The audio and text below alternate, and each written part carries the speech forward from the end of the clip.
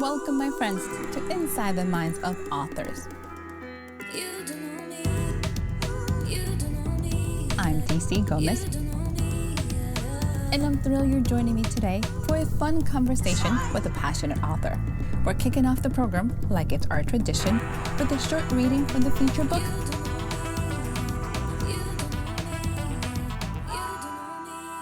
I hope you guys enjoy it.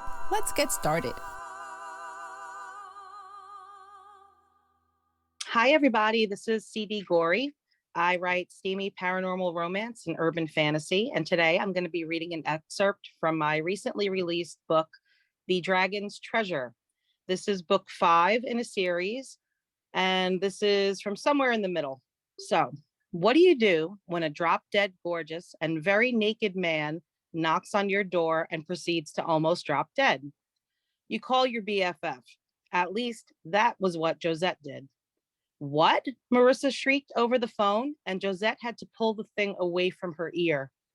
Her gaze went back to the huge and naked, did she mention naked, guy who was covered in melting ice all over his hair and body and dripping all over her parents' floor.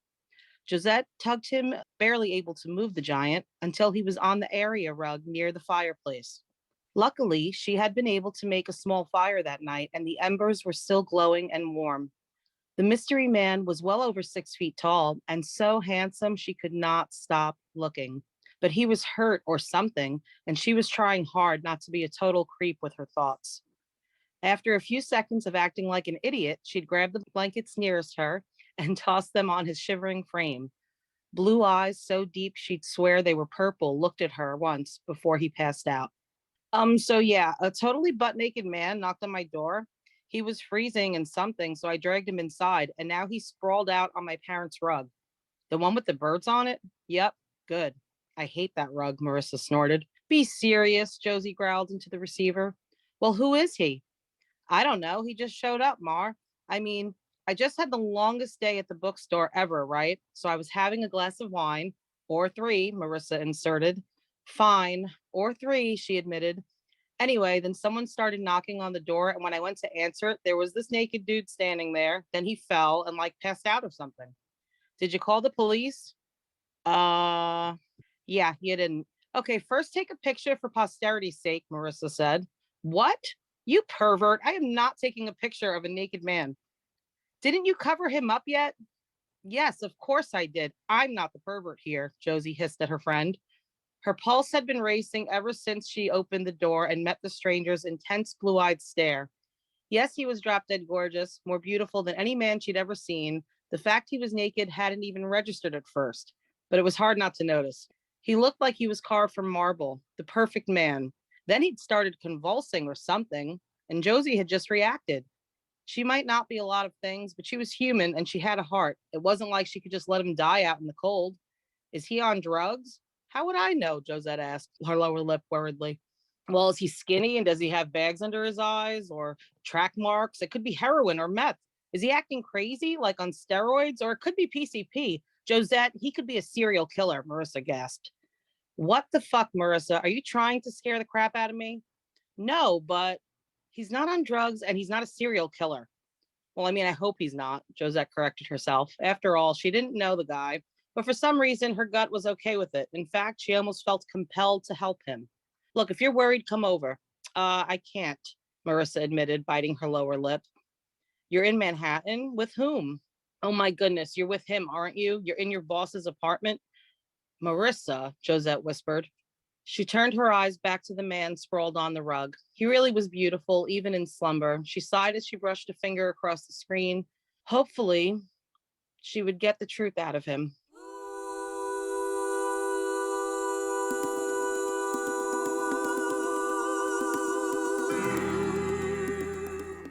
Hi, everyone, and welcome to another episode of Inside the Minds of Authors. And my friends, happy birthday week. Like every huge celebration, we're going to have one amazing author each day this week. And to kick us off, we have the talent and prolific Miss CD Gorry. Hi, sweetie, how are you? Hello, happy birthday. Woohoo! Happy dance over here. It's amazing how quickly time flies until you realize, oh, we've been busy. I had the pleasure of meeting you last year and was blown away. And then I found out you have over 100 books, then I was just speechless. It's only a matter of time for you to be joining us on this show. Before I continue to just jump into your amazing career, how about we talk about this book? Give us the insight of what did we just hear? What's going on? I'm hooked. A few years ago, I wrote a series about four dragon brothers who all find their mates. And then this sort of came out of nowhere, a spinoff. This, well, not really a spinoff, but this is book 5 in the series. And lo and behold, they have a long lost brother that they don't know about. So this is the story of Castor Falk, and he was imprisoned on an island run by a crazy dragon leader for about 500 years. There is an uprising and he is released. So his first thought is he needs to find his brothers and tell them that he exists. But he doesn't know much about being a dragon, and he doesn't know anything about the world, the modern world, because he's been in captivity. So he thinks, okay, I'm going to trust my dragon to find my brothers because there's a kinship bond. And what he doesn't realize is he is sort of going like a homing beacon straight to his fated mate. But he doesn't know what that is. And he doesn't really know what it is he's feeling and experiencing. And as he comes face to face with her in his human form, which is now naked, and it's February in New Jersey, so it's cold, and she is house sitting for her parents, and she opens the door. She doesn't know anything about the supernatural world. And she just kind of comes face to face with this guy. And when he sees her, he's just blown away to the point that he actually falls to the ground and is unconscious for a little while. And it's probably a combination of exhaustion from his long trip and seeing her for the first time. So this story is actually, I would categorize it a paranormal romantic comedy, because there are lots of fun scenes where Castor certainly blunders and Josette is just, her mind is blown by what is actually happening. Because here she is in the town she's always lived in, and she's like, dragons, what? And, it's great. It's a fun ride. For our listeners, it's a good thing you can't see me because like my face is gone from like, oh my God, to like, what? To just like, oh, I am cringing for both of them.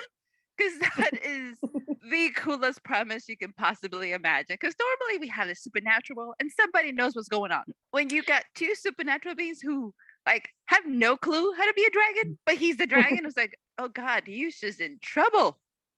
Oh, yeah, exactly. And they do run into trouble every now and then, but it's fun trouble. And it does end in a happily ever after, which I do promise in all of my romance. I do not like cliffhangers, so I don't like to write them. I meant to ask you if you were a believer in happily ever after, because a lot of people are not. They're like, we need to stick to real. That's not much romance. No, that is not what I want at all. For me personally, and I'm definitely not against anybody doing anything they want. I think that's what's beautiful about being an author is you can create your own reality.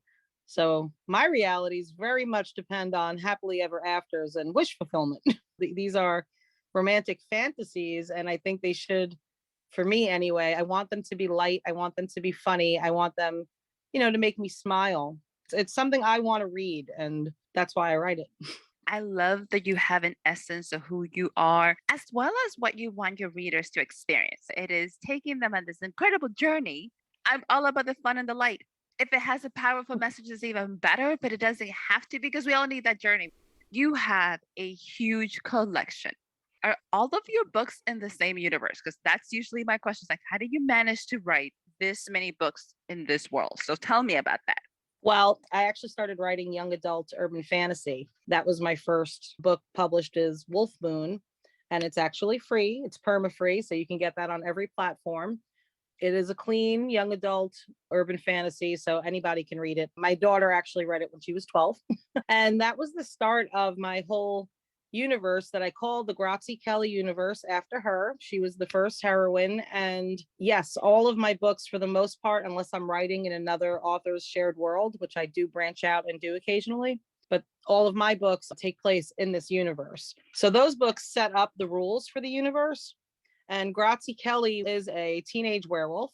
She has to sort of learn in that first book what she is, what's happened to her family. And then she goes on this journey where she's not only discovering the truth about her parents and about being a werewolf, which at the time is pretty lousy, but she discovers a curse And as she learns more about it, it becomes clear that she is the fated one to break the curse.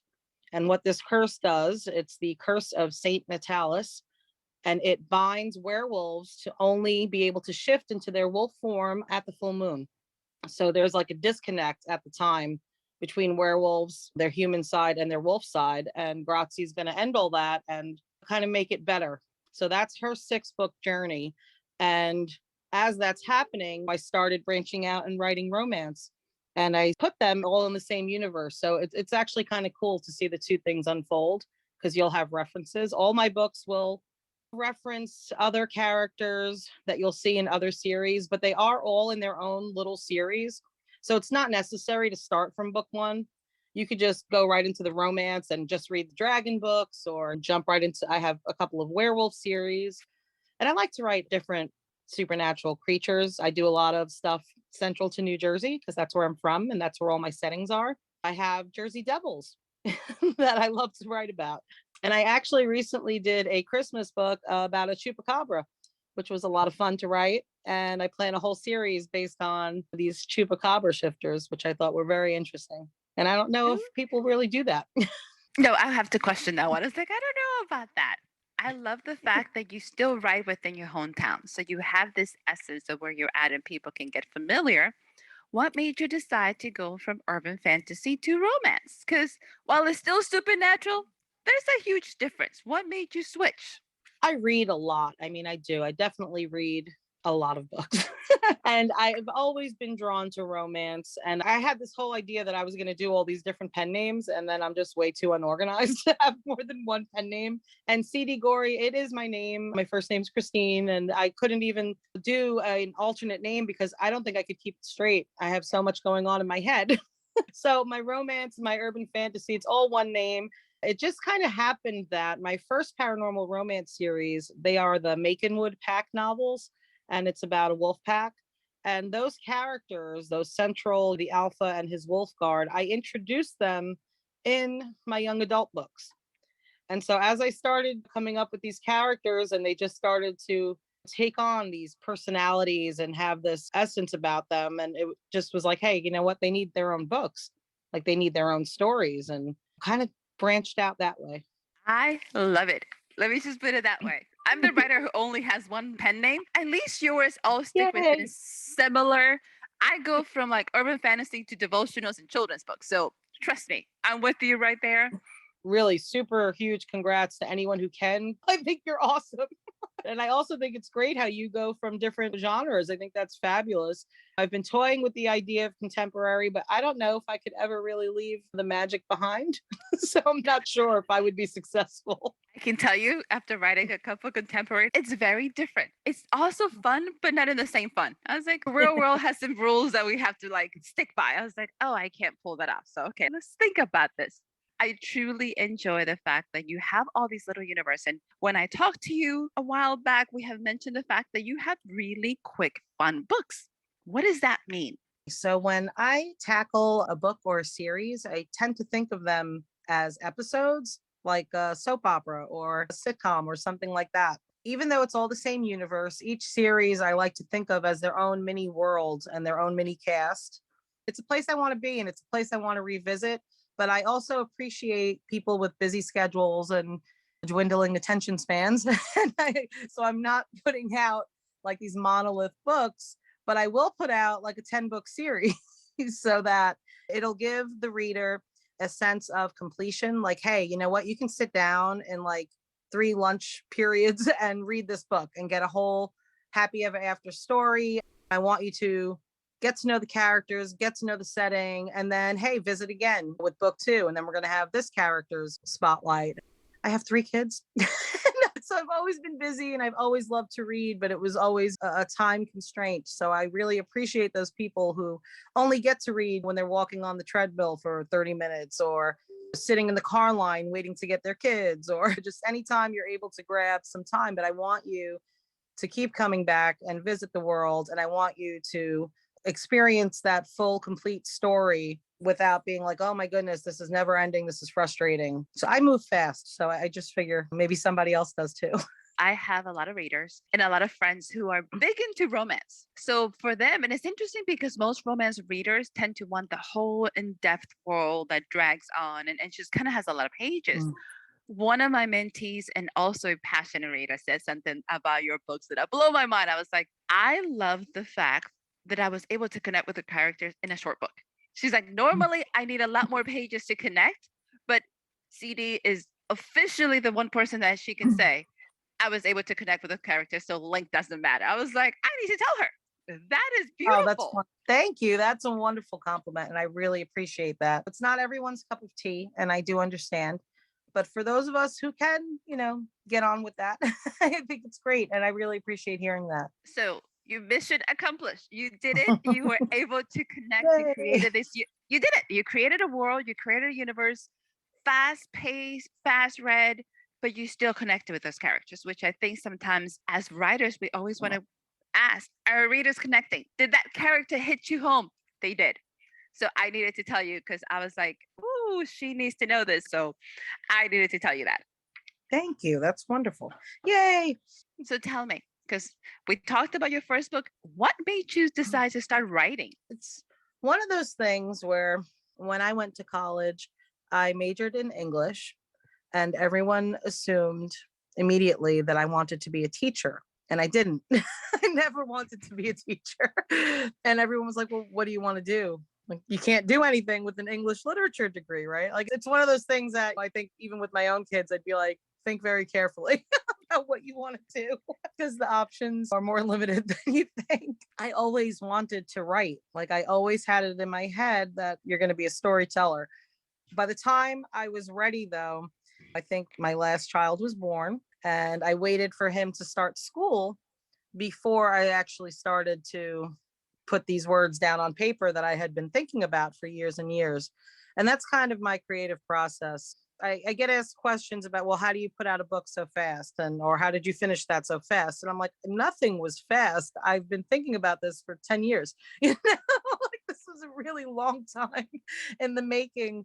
So even when I start a new project, like before I ever put it down on paper in the computer, I have been thinking about this for a very long time and organizing my thoughts and taking notes. When I decided on writing Wolf Moon, I was really thinking about my daughters. And at the time, there was all this stuff going on about vampires. And I mean, I love vampires, I write vampires.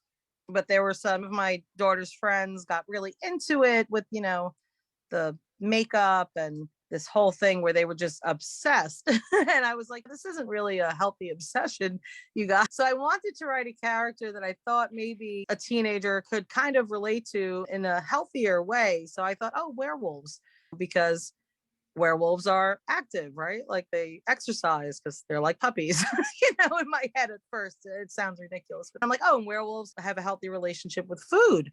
They have to eat healthy and they have heightened supernatural senses. So we're talking organic and we're talking no chemicals and nothing processed. That might be something interesting for a teenager to read. How, hey, maybe this is a lifestyle that I can get on board with. I love that the mom in you came out as you were writing. I was like, Oh, how do I absolutely. preach? How do I preach to my daughter and her friends knowing that I'm doing this? Let me give you some Exactly. healthy lifestyles.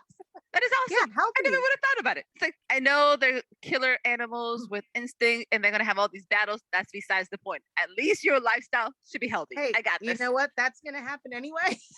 Right? The whole fierce battle thing. Teenagers are fierce and scary. In my opinion, they're scarier than any werewolf. I Werewolves are agree. loyal in my world and they're honest. They don't lie because they can smell lies. So why hide that? The character, as she grows, she really has to start to like herself and respect herself and treat herself well and demand that of others. She needs her friends to treat her well. And I think that's an important lesson too. Those are really awesome things, especially for a teenager to read in a Mm. story. And the fact that her mom wrote it's even better. I think that's amazing. And she read it. She Good did for read her. it. She did read it. I don't know if she read the entire series. I can't be sure, but she read book one. So I was like, oh, success. One of her Success. friends did read the whole series and was happy and liked it because she's in New Jersey. She goes to Catholic school, which I thought was interesting for a werewolf.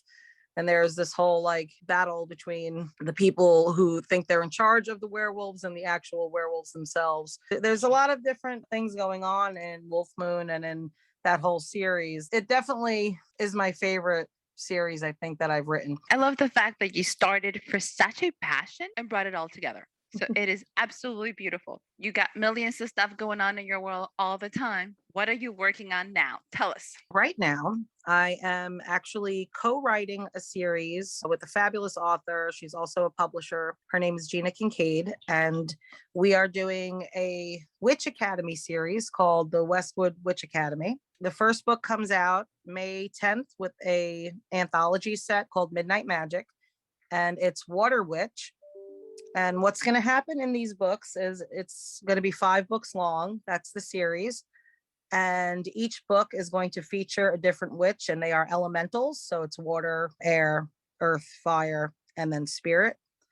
And these 5 women, they're not in high school. We wanted a little bit of an older age group. So these are like 20s, early 20s, and they are recruited as their magic comes into fulfillment once they hit 21. And they have to go to this academy to learn to control their magic. It's a series where you're going to see these women grow together. They're going to have to discover some hurtful truths, I think, just about the world that they live in, but they're really going to band together and they're going to change things. It's a whole really nice girl power vibe. Yes, they each have a love interest, which is the spicier, flirty bit of it, which to me makes it, better. I'm really excited about it. It's written in first point of view, which is not something I often do, but it's like going back to my roots because the Grazie Kelly stories are also written in first point of view. So it's been really fun to write, and I'm having a good time doing it. Oh, excited. I'm always blown away when writers can write with other people and create a whole series. So I was like, that is amazing. You guys get mad points. I don't know if my mind can actually function that way long enough to write a whole series. So, sweetie, mad kudos to you. Thank you. Tell us, love, what advice can you give an up and coming author who's interested in taking this leap of faith that you have? Write every single day. A lot of people will talk about not having time, but if you're serious about this, if this is not a hobby and this is something you want as a job or career, you have to treat it with respect, like a job or career. If you have a job, you go in every day, right? So you have to write every day, even if it's 30 minutes, even if it's total crap, just write, because writing is a craft and you get better as you go. The other thing I would say, which really I wish somebody would have told me, really go in with the plan. Are you going to try to get an agent? Are you going to be traditionally published? Are you going to self-publish? You're going to go with indie publishers, because they're all different and you can do them all, but definitely do your research. There's so much information out there. I would really suggest that you read and get to know the world that you're jumping in on. That's a great advice. And sometimes a lot of authors realize, yes, writing, it is an art, but it's still a craft. And you can Yeah. improve the craft side. And you can get better, you can get faster, and you can get more comfortable within the writing world. Absolutely. And don't forget who you are. You don't have to bow down to anybody else or follow trends, because trends come and go. They pop up. You can be different. You can be unique. Be confident, because if you're even thinking about taking the risk, then you already are a writer. And that's wonderful and it's brave, and congratulations. And there's so many indie authors out there who are willing to help. I mean, look at you. Look at you interviewing people like me. It's great. I think the indie author community is actually a lot kinder than we get a reputation for. So there are plenty of people out there to help. Find someone on Facebook, on TikTok, on Instagram that you maybe have read a book and admire, and send them a message. When I started, I emailed Anne Rice and she emailed me back. And it was incredible. Like, we had this 4 or 5 email conversation, and I was like, holy crap, Anne Rice is writing to me. And I thought that was amazing. And she was a wonderful writer, and I looked up to her, and I thought that was great. I mean, there are people who they aren't always in competition with you. Like, they're willing to share their knowledge. And I think that's important. And Ooh, that's what makes this special. that is beautiful. And for everybody, reach out. There's plenty of us running around who truly would like to help. Because when we started out, we wanted somebody to help us out. Exactly. Thank you. We know how to help others because we've been there. So, sweetie, where can our listeners find you, where they can get more from you? I am everywhere. I just recently went wide with my books, so you will see them on Apple, on Amazon, on Barnes and Nobles, Kobo, and dozens of other places. You can look me up at my website, cdgorri.com. That's cdgorri.com. I'm also on social media. You can find me on Facebook, on TikTok, Instagram, Twitter. I'm there. You can find a lot of these books everywhere and just get immersed in this universe, which is absolutely fabulous. So I can chit chat with you all day, but you got things to do. There's more books that have to be written. So before you go, are you ready for the lightning round? What's that? No one told me about that. Easy peasy. Don't think too hard on these. Let's have some fun. Okay. Pancakes or waffles? Pancakes. See, easy peasy. Beach or lake? Beach. Nice. A jet or a yacht? Which one would you like? Gosh, I guess a yacht. Okay. You have to think about it like, I don't know. Yeah, I'm not sure. I'm a homebody, you know? That's a tough one. Scooby Doo or Snoopy? Scooby Doo. That's my boy. So here's a little different one. Let's see how you do with this one. If you could have any superpower, what would you have? I'd be an awesome storyteller. I think you have that already. That's not really a whole new one. It's a new superpower. New superpower. I'd like to be a werewolf. Okay. Why? Besides the whole healthy eating and lifestyle. Well, yeah, I could eat anything I wanted, I guess. I just think it would be amazing to have all those increased senses and to actually be able to shift into an animal and experience that. To me, that's fascinating, to be dual natured. I like how you put it. Dual nature. Sounds amazing. Sweetie, do you have any closing remarks for us? Just thank you so much for having me. And it was a pleasure to be here. And happy birthday week to you. Sweetie, it has been an absolute pleasure to have you. Thank you so much for joining us in the birthday celebration. And to our listeners, remember, it's a whole week long. Huge thanks to these amazing authors, CD. It's been such a pleasure having you. Everybody, make sure you go follow, find her books, get immersed in this universe. Wherever you're listening from, make sure you give us a like, make sure you share with somebody. Huge thank you to the Patreon community for supporting this. And I will see you tomorrow with another amazing author. Bye, everyone.